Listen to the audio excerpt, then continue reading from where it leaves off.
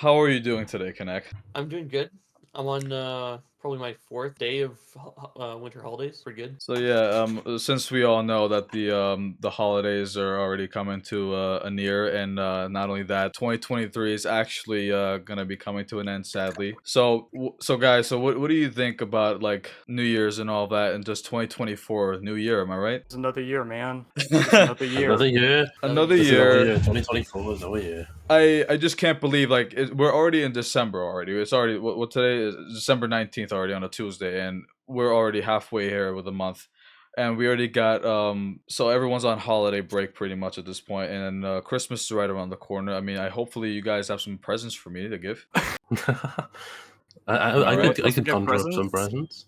I don't really celebrate holidays anymore, but for some reason I'm actually in a jolly mood for this one. So probably I'd say probably I'd actually get you guys something for Christmas. I think I know what. Do I even know what you guys want? That's the real question. How about we give the community talk about this something another for time. Christmas? We'll make a list. Everyone will make a list. We'll have a set amount of money. That's at least how I would handle it. Oh should well, probably give- well, let's go to the mall. I'll take you guys. It's like I'll walk you guys to see Santa Claus. Wait in line and just tell him what you want for Christmas. We'll go to the grotto, the Christmas grotto. All right then. Okay, so I guess we'll all go. Canac, you want to join us? You want to join us? Is this I like don't- another Discord or like Wait, what? the Christmas grotto? I have no idea where that is. Where is it gonna be, James? Yeah, I have never heard It's of not that. your local Walmart or something. Oh my god. Sorry, what were you guys saying? It's like it's a local Walmart. What? Hey, Santa comes around over here. Oh god. Oh. I'd have to see that for myself. But so Canac, how did you like get started? Like what inspired you like getting into like game development for in general? Well, one of my favorite games growing up had a secret tape described the programmers and the game developers' take on what their game was meant to be, how it affected them as like a media. So like they described it was Sly 2, I believe, Sly Cooper 2, and the game developer was saying that he'd break an ankle if he tried the death-defying stunts, and it really facets of the game. So when you mean by tapes, like what kind of tapes are we talking about here? Like VHS tapes or? Yeah, so you're playing the game. It's like a DVD that you put in your PS2. Oh, DVD. And if you complete a certain mission or get like an achievement, you get different tapes that they released with the game. Sometimes it's an extra animation. Sometimes it's like a game developer log, like this one. What game development meant to them, and that really resonated with me because I really like that game, and I thought if these guys are jazzed about the game and they like what they're doing, then maybe I'll like what I'm doing if I join them. So that's what got you into that in the first place. Yeah, and Interesting. Yeah, hopefully I end up at like Sucker Punch one day, but who knows? Oh well, I mean, everyone starts somewhere, I guess. Am I right? Yeah. So Honestly, I'm more surprised that you were inspired by Sly Cooper because I have never heard of it from that game in a long time, or at the very least, like from anyone. I've never heard of that game in my life. Seriously, But that sounds really, really interesting. No. It's like never a played. PlayStation thing. Yeah, I've never played them. I had a PS2 when I was younger, I wasn't a but that was boy, like sadly. years and years ago. I don't even remember half the games I used to play on it. Yeah. Well, it was a well, PS2 right. game. I believe there was remakes for other consoles that came after. yeah. It was They always I PlayStation. think they ported them on the PS3. I think. They like Yeah. HD remastered it. besides PlayStation, who's an Xbox person here? I just want to have a few raising hands here. Not me, man. Oh my god, I'm a- you guys suck. Oh my god. I'm sorry. Are you I'm serious? a Are Nintendo you boy. serious? Okay. You guys only like PlayStation. I'm only ever had a PlayStation and a Nintendo Switch. I've never had For an Xbox. handhelds, Oh, I God. choose Nintendo. For consoles, I choose PlayStation, and Yeah. now I'm PC. So Yeah, Now I know I'm, what- I'm both a Now PC and a Nintendo boy. Sadly. Okay, so now I know what to get you for Christmas now. This is a great idea I have now. Thank you. I'll get you an Let's go Xbox Christmas X list. Series. Are we seriously making the list as we go on? No. Let me get the notes up on my I'm just phone. I'm just pulling your leg here at this point. Okay. Let's move on.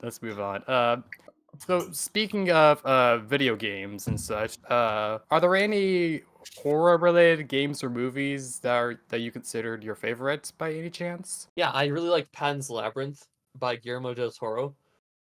What spoke to me is his monster design and the symbolism regarding cultural references. Like I forget what the exact name of it was, but the skinny guy with the eyes on his hands was an actual folk tale from Mexico, I believe, or Spain or wherever it was from. This happens in all of Guillermo del Toro's movies.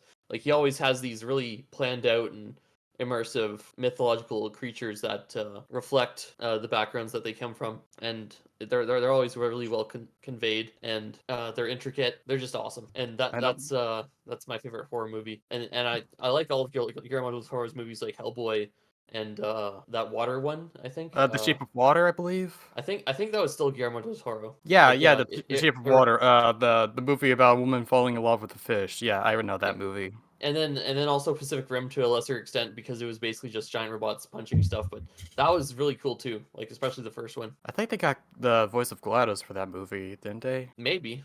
I think they did. My memory might be a bit faulty, but I definitely remember Ellen McLean, I think her name was, like providing the voice of like the ship or the suit's AI. I think I'm not 100%, but yeah, no, I don't blame you. Guillermo del Toro is a really great director and visionary. Yeah, and Pan's Labyrinth was like the apex of horror for me, because like you just feel so helpless in the influence of all these mythological beings that hold power over you because of their ancient magic and stuff. Yeah, like especially like every time I think of Pan's Labyrinth, Fawn character, it's just a mix of like both practical and CGI. It just looks really great. I think so far it's dead, guys. What happened? Oh, Wait, I don't what know. happened? Wait, what? Wait, what? Oh, you Huh? were muted. Yeah, I I was. just Yeah, what's up? Hi. yeah, What happened? You missed me already? Oh no, we were just talking about We were waiting for the Pan's Labyrinth. next item on the list, bro. Yeah. Oh, really? Oh, I thought you guys said you don't want to. I thought you said you don't want to hear more of this. Oh, Okay. you hurt my feelings, honestly. Okay. As being a creator of horror games and such, and you like horror movies, what would you say is your greatest fear? I have an enormous fear of being left alone and dying somehow. Like Oh, Jesus. I just feel like sort of inept in my everyday life, and it's like a struggle. The everyday struggle, as Biggie Smalls once put it. Although I don't think he was talking about just getting by and stuff. Wait, you I said think he Biggie was talking Smalls? about like, Wait, you said Biggie Smalls, or did I get that correct? yeah, Biggie Smalls. Hey, the notorious B.I.G. Feel that emotion too all the time. Oh my god, that's I interesting. didn't think you would my be, my only getting fear is existential. spiders. That is literally it. That's the only thing I'm scared of. Yeah, nothing else. I don't Okay, know. adding a spider entity. Noted. Yeah, yeah, Oh yeah. no! I feel like after this, I'm gonna get a DM on Discord. It's just gonna be a spider crawling towards the camera. It's just gonna be my chair shaking. I'm like, oh my god, what's going on? The fact that as we go on, like you're just giving Canac more ideas to make the classrooms even more horrifying than it already is. More. I'm not scared of anything. How about that? Hey, I can work with that, but Sure. there's something you guys don't know about me and what I actually fear: Hey, go on. What's that? trypophobia. What the heck is Is that? that like holes? So with, trypophobia is yeah. like a fear of holes, like Yeah. it gives me goosebumps on my skin. It's like it's an actual thing for some reason. I don't even know how I So got say it. you were to see a hole in the wall, you would just literally freeze in terror. Well, not right? like a literal hole, like for example, like a broken wall or something like that has a hole in it, like someone put a fist in it. But no, And nothing I think like the that. holes have to be filled for it to be trypophobia. Or am I wrong? So like okay, I don't even know like how to like so it's like little tiny holes. It's like for example, it's like you see like those zombies, like those like undead zombies, like just walking around. It has like those their faces, like they have like maggots coming out of it and stuff. It's disgusting. Yeah. It's just I hate So, it. I guess you don't like beehives then, right? Since those have little holes. Yeah, those things actually freak me out a bit. I'm not gonna lie. Okay, great. Now keeping that noted. Yeah, Take notes, Probably man. why you're Take afraid notes. of holes. Like, you don't mess with wasps or bees, especially when we were evolving in Africa. Like, Oh, a lot of the stuff no. over there is a lot deadlier than they have over here. Wait, are you Ugh. serious? if you had a bullet wasp or something like that, and there's like Oh a my- really like crazy sting or something like that. Oh my Ugh, I'm God. afraid of Oh. wasps, actually. Wait, are you actually? Yeah, my- I oh got my stung by God. one when I was like 7 or 8. Oh I my was god. traumatized ever since. Yeah. Oh my. Yeah. Was it like, how bad was it though? Like on a scale from 1 to 10? It was traumatic. Oh God. Okay. So okay. I think that pretty much answers my question. Okay. So, like, Yeah. what was like? Okay. So back to the classrooms. Like, what was your inspiration for it? Like, what started that? My inspiration for the classrooms. I basically just hopped on this project because my friends were really interested in the Backrooms, and I thought, hey, if they're interested in it, then we could start doing something. It just sort of snowballed and gained traction over time. So and this is where this comes in, like, so with the classrooms and the inspiration that you guys started, because because of your friends starting it, like, who actually like came up with the idea, like who started the project for the classrooms?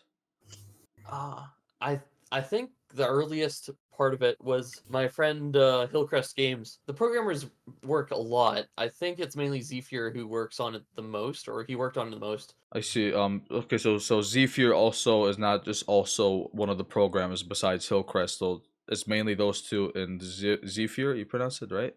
Yeah, Zephyr. He's also the publisher for the game too, right? Yeah, Okay, so that makes sense. Okay.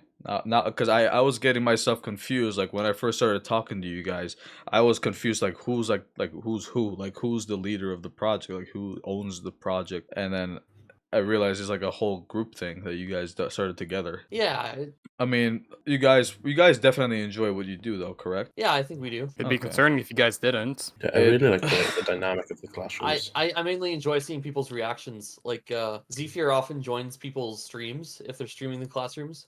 That's another thing. Like I was gonna mention later on that Zephyr is really invested in this project and he takes input from anyone who tries to play the game. And they don't have to have a lot of subscribers as well or viewers. They'll just join and talk to them about the game and I'll join too sometimes because he always posted in our little dev chat. So what you're saying is he just manifests out of nowhere like an entity and just watches the streams. Yeah, I think he has a lot of monitors, and on one of them, he's just constantly looking at the Twitch list of people who are playing the game, and if he feels like it, which he usually He does, just has he'll like an join. entire room dedicated to like just watching people stream the game. Yeah, I mean, it's like a massive fuel to be able to watch someone enjoy your game while you're working on it.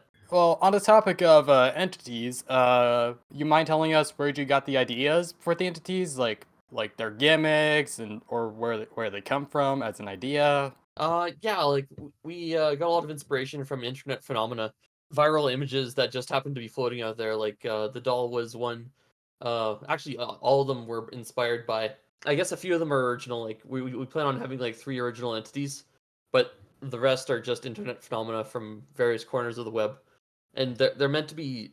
Well, of course they're meant to be scary, but they're meant to be familiar. They're meant to be like urban legends that you didn't think you'd see in a game, but they just manifested. Liminal spaces are a big trope in the Backrooms games, and that just means like transitional areas. The internet is it's a pretty liminal space. You see them in like common places, like the Gangler was originally just this long-armed monster crossing the road. And the like roads are a very transitional place because you're just zooming by them, you don't really notice them.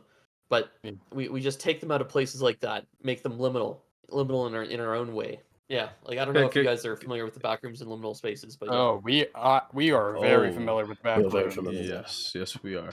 I Can I actually just know someone who did some UI art for a Backrooms game actually. really?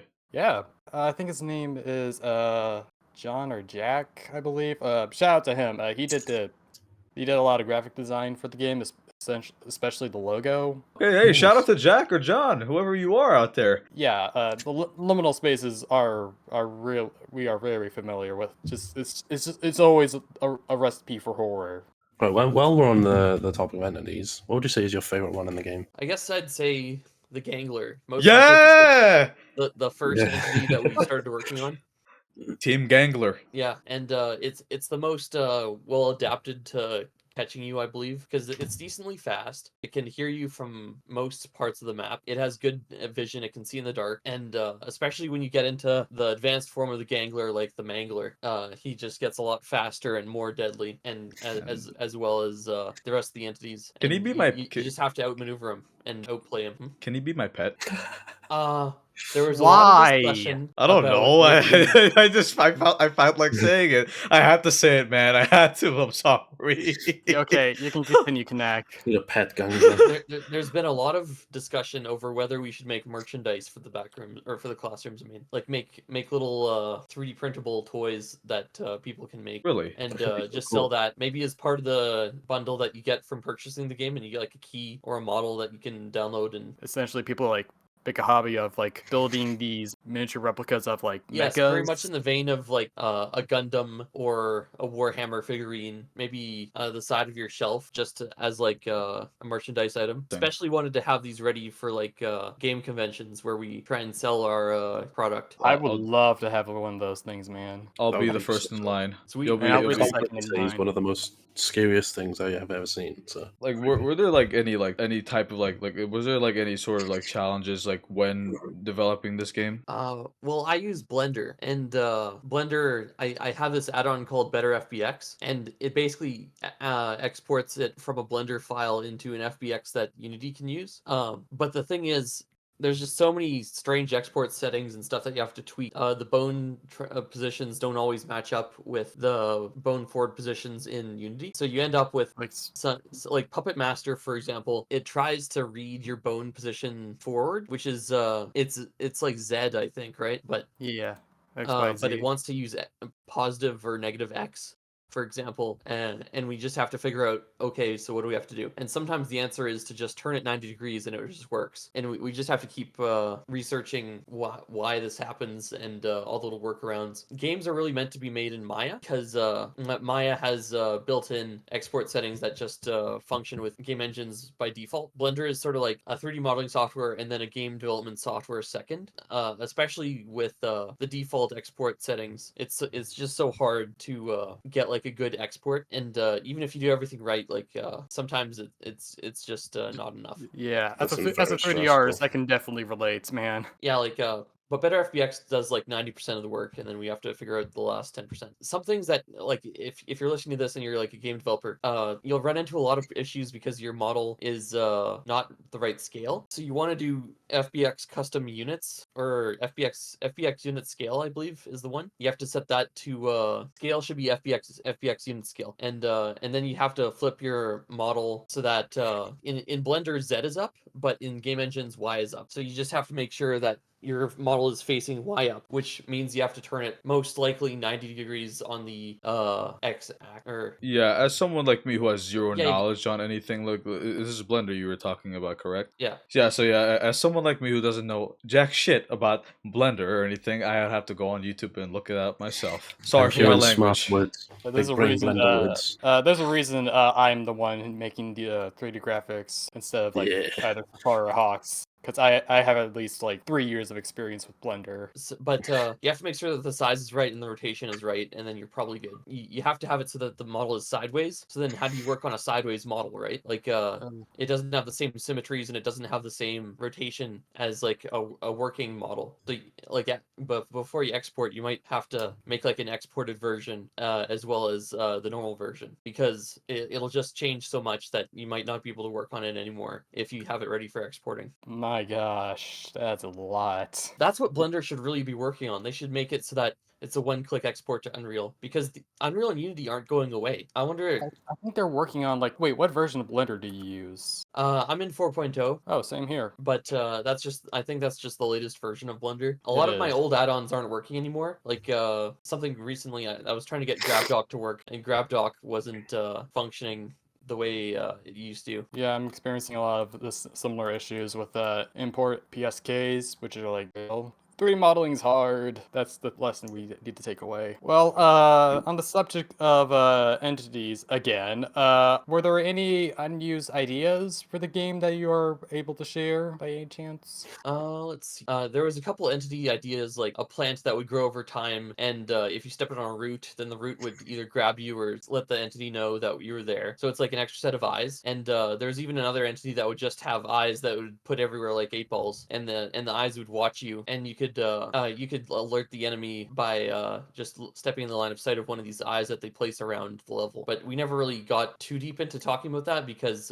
we were having too many entities and too little levels. So we're gonna be focusing more on levels in the future. And we even talked about making a king cake baby mascot entity. Not exactly the king cake baby mascot, but pretty close. Just because that was another sort of internet viral image that was blatantly scary. And I actually made that model, but it was just never used because we had too many entities and all of the good mechanics have been used up. What is the king cake baby? I have never heard of it. If you search it up, it's just this really. I'm gonna look it up. I'm gonna do it. Hold on. Wait, actually, I might be joining Jackson on this way. How do I spell this? King cake. It's just a regularly like king King. Oh cake, my god! K-E. Oh Yeah, my! like- Oh my! Oh! And this was just a mascot that they had in supermarket or malls and stuff across America, I think. Oh God! Wait a although I'm not minute. I sure see what it. exactly he was Oh! supposed to be doing. Oh! That is terrifying. Oh! Okay, okay. You know what the face reminds me of? It reminds me of that one killer from Happy Death. Yeah! Yeah! Yeah! Yeah! Oh Nah, my god! man. Oh, what the hell? Yeah, it actually. Oh. Yep. Yeah, it makes perfect sense. That's gonna haunt my nightmares. It gives me that another was one reason of the to stay potential away. Oh my entities that we were God, gonna have, holy. but aside from the fact that it was an actual mascot that might be still copyrighted, like we just had too many entities that were too similar to it. Like we already have a few entities that people are like, oh, so this is just X with X instead of X, or I don't know. Jesus Christ! My God, my That's eyes creepy. are just gonna get gouged out at this point. What is that, I think man? that baby's gonna haunt my memories for the rest of my days. Dude, I'm scared of having kids now at this point. I don't even know what to think of this. Congratulations, Look Canac, like you that. traumatized us all. Yeah, as Kid Cudi once said, but in a world of crazy, I forget what Cudi once said, but in a world of crazy, it's scary to have a kid walk this earth, I think he said.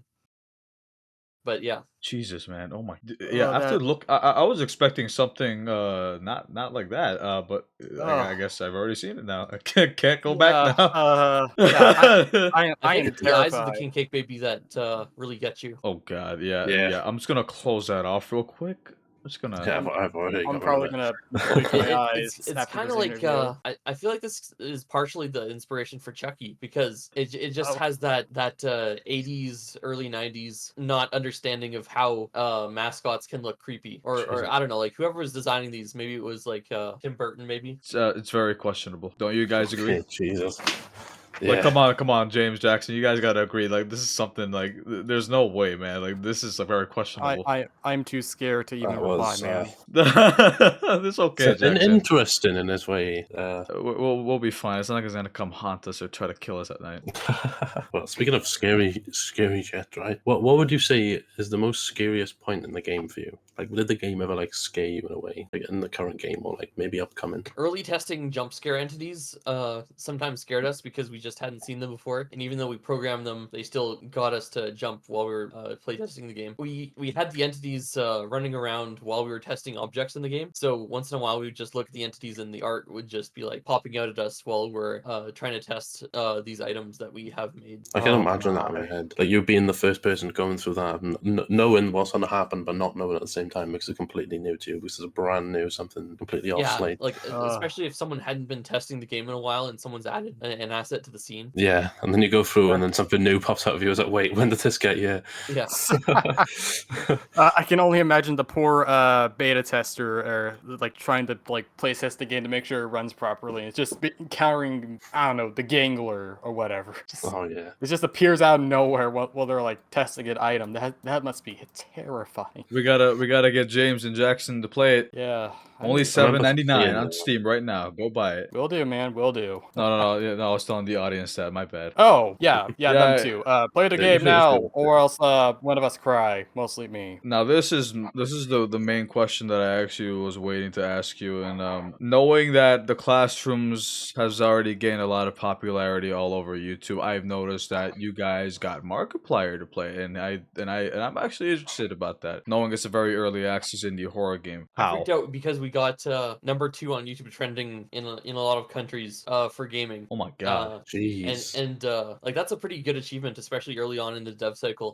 At least I think so. Very well done for that, dude. Keep doing you, man. It seems to me it's paying off a lot. Some in our group were having negative experiences because of that, because of post-success depression. But we managed to push through it. With Markiplier now, and I know Jacksepticeye has also made a video on it as well, and a few other YouTubers. So what was like when you first saw Markiplier, like if you did, but when you like first saw Markiplier make a video on it, like what was your reaction to seeing him playing your game? Yeah, like I admit I don't watch a lot of Let's Players. I used to watch a little bit back in the day just to see like what a game would be like before I bought it. Everyone's watched a little bit of Markiplier. Doesn't matter what you're into, what genre. Markiplier has probably played it before.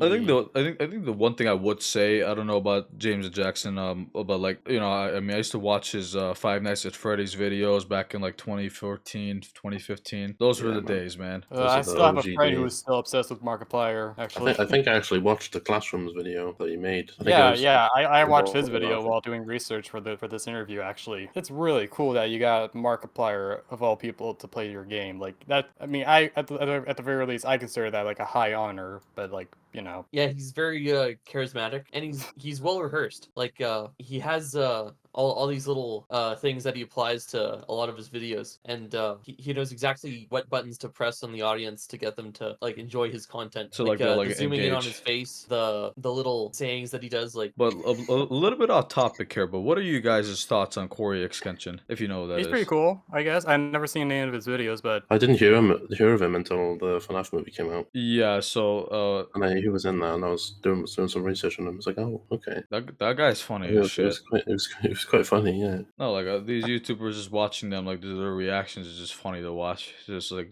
this is nonstop.